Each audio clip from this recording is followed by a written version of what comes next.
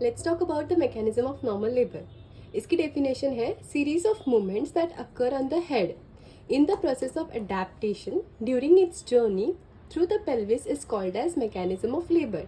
तो जो फीटस का हेड है उसमें जितनी सारी मूवमेंट्स होते हैं इन द प्रोसेस ऑफ अडेप्टेशन, जब वो फीमेल के पेल्विस से बाहर निकल रहा है मतलब डिलीवरी के दौरान, उसी को हम लोग बोलते हैं mechanism of labour. Mechanism starts with when the head enters the bream through the transverse diameter. तो हमारा ट्रांसवर्स डायमीटर कौन सा होता है? जो हमारा बायपैराइटल डायमीटर होता है, मतलब हमारे जो दोनों ईयर्स है उनके बीच में अगर हम लोगों ने एक लाइन बनाई तो that will be our transverse diameter. Now left occipito anterior is the most common position. तो ये हमारे AIP जेट का क्वेश्चन हो सकता है कि which is the most common position of the foetus. So left occipito anterior. Now let's start with the events जो हम देखेंगे अभी. तो 9 मेजर इवेंट्स होते हैं. सबसे पहले है एंगेजमेंट. तो जो हेड होता है बेबी का वो एंटर होता है brim of the true pelvis में.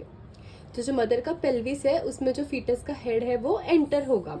अभी the head is deflected either anteriorly और पोस्टीरियरली. तो ये अगर हमारे फीमेल है, हम लोग फीमेल को लैटरली देख रहे हैं, मतलब वो एंटीरियर, ये जो साइड है वो एंटीरियर है और ये साइड पोस्टीरियर है. तो head is deflected either anteriorly और पोस्टीरियरली.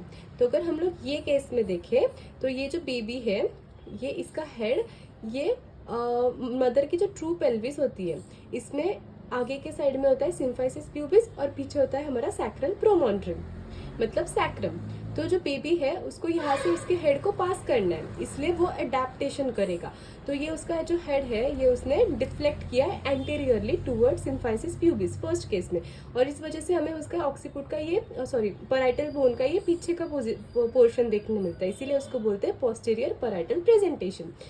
सिमिलरली हेड डिफ्लेक्ट होता है पोस्टीरियरली, मतलब ये जो सैक्रम है इसके साइड में, ये पोस्टीरियर पार्ट है ना, तो ये इधर डिफ्लेक्ट होगा जिससे कि हमको उसका एंटीरियर पैराइटल प्रेजेंटेशन देखने को मिलेगा.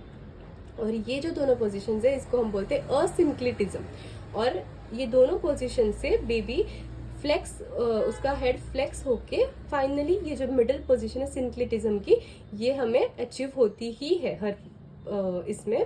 तो ये सिंक्लिटिज्म में क्या होता है कि जो हेड है वो प्रॉपर मदर के ट्रू पेल्विस के जो डायमीटर है उसमें से पास आउट हो रहा है, तो उसे डिफ्लेक्ट होने की जरूरत नहीं हो रही.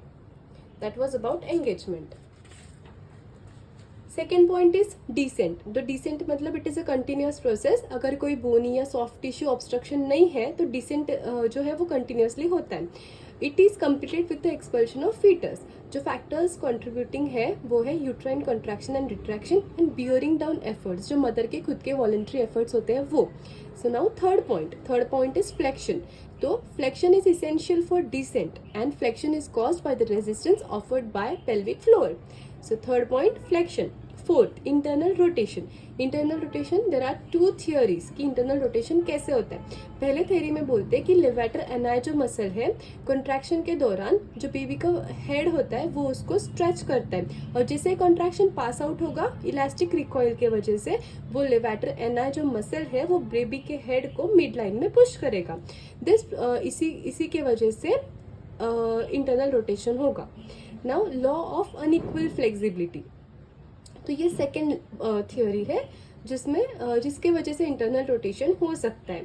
नाउ ये जो पॉइंट है ये हमारा AIP जेट के लिए काफ़ी इंपॉर्टेंट है कि ऑक्सीपिटल लैटरल पोजीशन में जो एंटीरियर रोटेशन होता है वो 2/8 of the circle of occiput होता है, और वही ऑब्लिक पोजीशन में जो रोटेशन होता है वो 1/8 ऑफ द सर्कल है. बाकी हम लोग अगर पेपर में ये सब नहीं भी लिखे तो भी चलता है. Now torsion of neck. तो इंटरनल रोटेशन के अंडर ही आता है torsion of neck. It is an inevitable phenomena during the internal rotation of head. तो जब भी हेड इंटरनली रोटेट होता है तो नेक में टॉर्जन आता है. टॉर्जन होता है ट्विस्टिंग. तो जो नेक होता है वो कितना सस्टेन कर सकता है, मतलब कितना सह सकता है. So neck sustains the torsion of only 1/8 of the circle.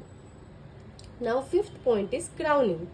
Here the maximum diameter of the head stretches the vulval outlet without any recession of head even after the contraction is over. तो crowning मतलब क्या होता है, जो baby जो foetus का head है वो मदर के पेल्विस में, मतलब जो उसका जो मदर का वल्वा है उसके आउटलेट में इस तरीके से फिट हो गया है जिससे कि उसका जो स्ट्रेच हेड है वो कम्प्लीटली मदर के वल्वा के आउटलेट को स्ट्रेच कर रहा है, और even after the contraction pass out होने के बाद भी वो रिसीड नहीं हो रहा, मतलब वो पीछे नहीं जा रहा है. That is crowning. 6th point is extension. Sorry, delivery of the head takes place by extension, और इसमें है कपल ऑफ फोर्स थियोरी. तो यहाँ पे हेड का डिलीवरी होता है. तो ये कपल ऑफ फोर्स थियोरी में क्या बताया कि ड्राइविंग फोर्स जो है वो नीचे के डायरेक्शन में, पेल्विक फ्लोर जो है वो ऊपर के डायरेक्शन में पुश कर रहा है. तो ये जो दोनों फोर्सेस है ये एक दूसरे को न्यूट्रल कर दे रहे हैं, और उसी की वजह से हमारा एक्सटेंशन है, और एक्सटेंशन की वजह से बेबी का हेड डिलीवर हो रहा है. That was the 6th point. Now 7th point is restitution.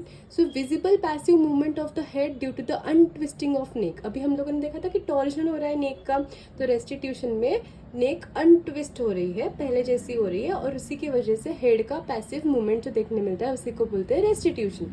8th point is external rotation. So movement of rotation of head visible externally due to the internal rotation of shoulder. इसी को बोलते हैं external rotation. So shoulder की वजह से head का movement उसको बोल रहे हैं एक्सटर्नल रोटेशन, और नेक के अनट्विस्टिंग की वजह से हेड का जो मूवमेंट है उसी को हम बोल रहे हैं restitution. Now 9th point is the birth of the shoulder and trunk which is the last point. So anterior shoulder सबसे पहले एस्केप होते हैं बिलो द सिम्फाइसिस प्यूबिस, और बाद में the posterior part and the trunk of the baby. तो ये हमारे सारे 9 पॉइंट्स हो गए, और इसी को हम लोगों ने समरी में एक बार हम लोग देख लेते हैं. So summary of the mechanism of labour. Occipitolateral position में बेबी होता है, फीटस होता है. सो सबसे पहले होता है एंगेजमेंट, फिर होता है इंक्रीजिंग फ्लेक्शन जो एक डिसेंट, ये जो कंटिन्यूस डिसेंट की प्रोसेस है, सेकेंड पॉइंट, वो हम लोगों ने ऐसे साइड में उसको डिनोट किया है because it is a continuous process. Third is internal rotation. Occiput anterior अगर है तो फिर 2/8 ऑफ द सर्कल, और शोल्डर अगर है और ऑब्लिक है अगर तो 1/8 of the circle. Then crowning, extension जिसमें हेड डिलीवर होता है, रेस्टिट्यूशन जिसमें हेड की पैसिव मूवमेंट होती है, एक्सटर्नल रोटेशन जिसमें शोल्डर की वजह से हेड की मूवमेंट होती है, and finally delivery of the shoulder and trunk by lateral flexion.